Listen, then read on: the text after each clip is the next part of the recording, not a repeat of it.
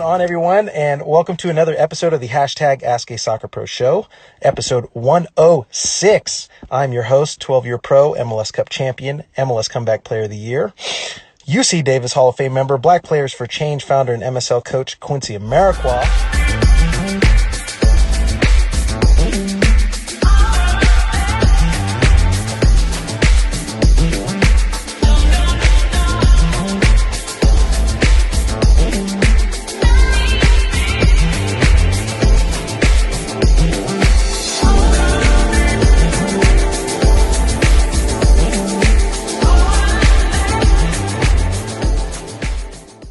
One question came in. I'm going to ask it after this one because I feel like it's a good segue into the next question. So Joe.Jackson11 had asked, are you doing anything outside of soccer to prepare for the future after your career?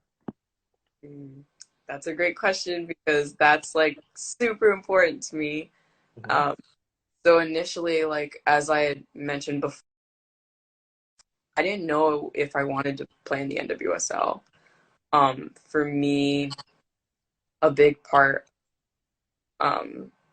just like the semi-guaranteed contracts and being traded at a moment's whim, like those, the lack of stability was very nerve-wracking to me. So I always felt like I needed, not necessarily a backup, but I needed to know what I wanted to do off the field. And that's been, my education has been incredibly important to me from the beginning with soccer, and I knew soccer would be an opportunity for me to get a good education. And that's why a lot of the reason I chose Duke, a lot of the reason that I pursued my studies like pretty heavily. But yeah, like after my first season with Sky Blue, I did an internship with the League of Conservation their government affairs team down in DC. Since I'm from Maryland, environmental science is super important to me, and it's something that I hope to develop more so and learn more a bit about the policy aspects and the legality of what it will take to fight climate change in a way that is protecting people that are most vulnerable, people who will be most heavily affected by a lot of these implications. And so a lot of the work that I'm doing right now with the PWPC and a lot of community outreach and social justice work that I'm doing is, even though it's not specific to like environmental science or policy, it's very important for me to understand how nonprofits work and what it looks like to make change happen in your own way. I think that's been super important for me just moving forward, because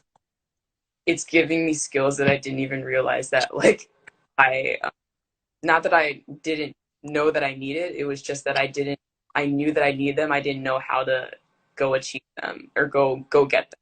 So pursuing these paths has been incredibly eye-opening and a great way for me to have like new experiences that will definitely hopefully open doors after my career in soccer.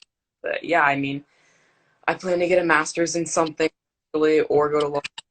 Most likely going to be a master's, like way too expensive, but those are definitely I keep in the back of my mind and I'm constantly aware of, because as much as I love soccer and I love the sport, I know that things can change at a moment's notice, and I want to be a well-rounded person who can be ready to leave the sport if need be. So Okay, I love that because there's a lot of takeaways there and a lot of things I want to make sure the audience grabbed out of that. One of those, because that we talk about a lot, is your career is going to end one day.